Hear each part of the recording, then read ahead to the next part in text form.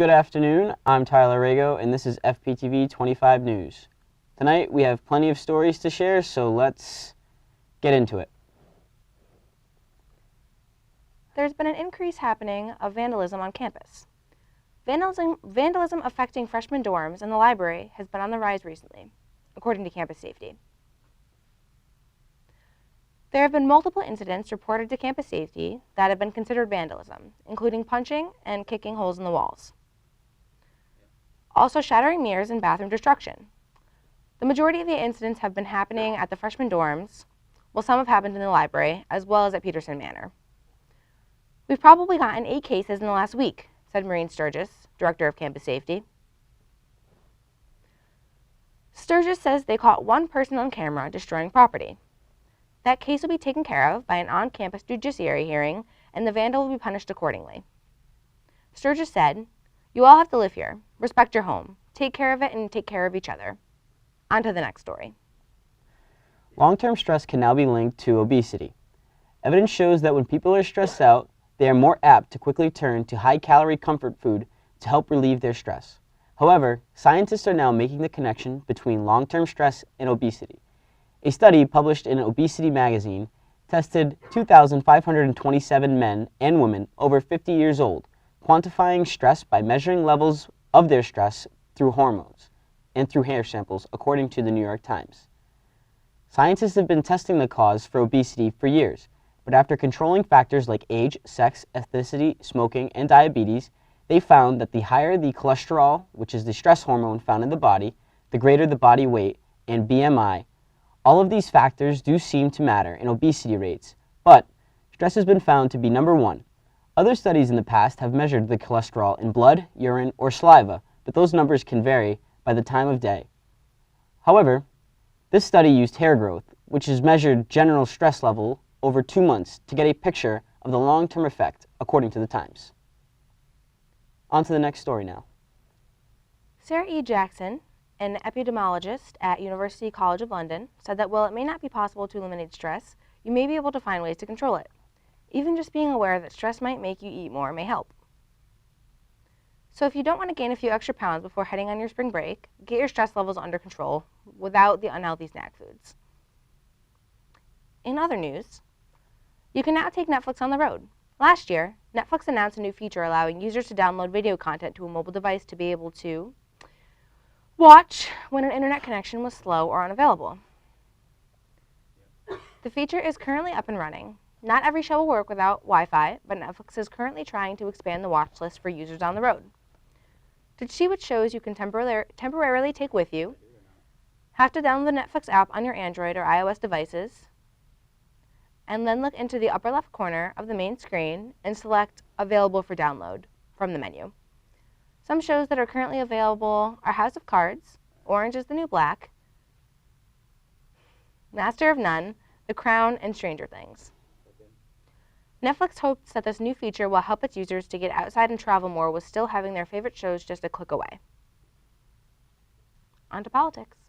Donald Trump called on lawmakers to investigate his claims that the former Obama administration tapped his phones. Trump believes that the former president conducted wiretapping during his campaign as part of the investigation into Russian meddling in the U.S. election. The White House has not offered any information to support these claims, and the Obama administration denies them. Devin Nunes, the Republican chairman of the House Intelligence Committee, said his committee would look into these claims. They also said that the investigation won't be dropped anytime soon. On to the next story. In Washington, D.C., the House committee voted to overturn a law allowing assisted suicide. This drew outrage from the city's leadership, who claimed Congress is overstepping its authority. Washington Mayor Muriel Bowser signed the Death with Dignity Act in December, which legalized assisted suicide to individuals who are terminally ill and will die within 6 months. Under the Constitution, Congress has the authority to block legislation passed by D.C.'s council. Bowser believes that this is another attempt by this House committee to trample the autonomy of D.C. government and undermine the local control granted through Home Rule. The next step is to pass a resolution between the full House and Senate and to send the measure to President Donald Trump. Now, on to weather with Haley Gardner. Thanks, Ronnie. Hello, everyone, and welcome to the weather. This week it's going to be a bit chilly, while today was nice and sunny with a high of 50 and a low of 24. It was nice to get a break from how windy it's been. Tomorrow it's going to drop to freezing temperatures, dropping to a low of 25 and a high of 53. The freezing will stay overnight, and we will see some freezing rain on Wednesday with a high of 36 and a low of 19. We will carry on into Thursday, as unfortunately the freezing winds will return with a low of 15 and a high of 35. Coming into the weekend, it'll be sunny, but the temperatures will drop even lower. Friday, we will have a high of 33 and a low of 6. As we head on break, Saturday and Sunday will be sunny, with the high of being 36 and a low of 20, and Sunday, the high being 19 and the low will be 6. Hopefully, we'll all arrive home safe before the snow starts to come on Monday and Tuesday. I hope you all have a safe spring break, and that's it for the weather. Now on to Bryce with sports. Now with some sports. With a quick recap of the winter season, we'll start off. Men's basketball, Dante Gittins, Matt Banton, and Mike McDivitt all earned all-conference honors in hockey, women's hockey. Shannon O'Neill was the NEHC Goaltender of the Year. Alex Bromsla was NEHC All-Conference Third Team, and Meg Gilbride made the NEHC All-Rookie Team. On to the spring season, which just got started up this week. Lacrosse won on Sunday against Post 12-5. Sean Delia with the hat trick for the Ravens. Jake Kastorf and Anthony DeApril added 2 goals each in the win.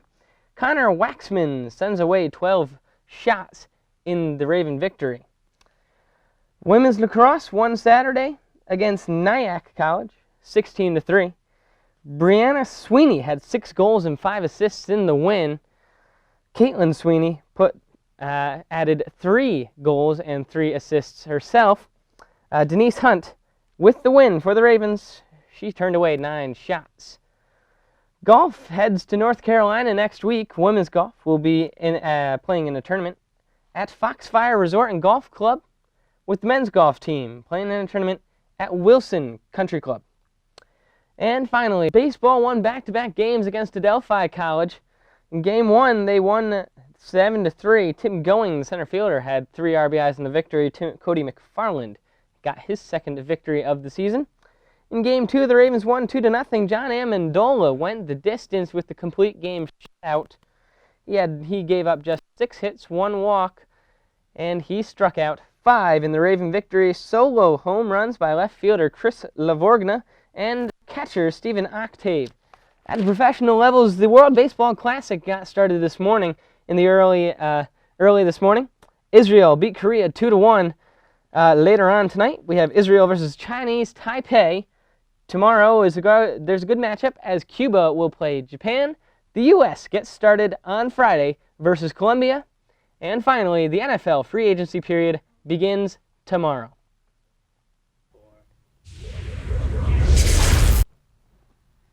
Wow, what a successful winter season for all our sports teams. Best of luck to all the spring sports and their athletes.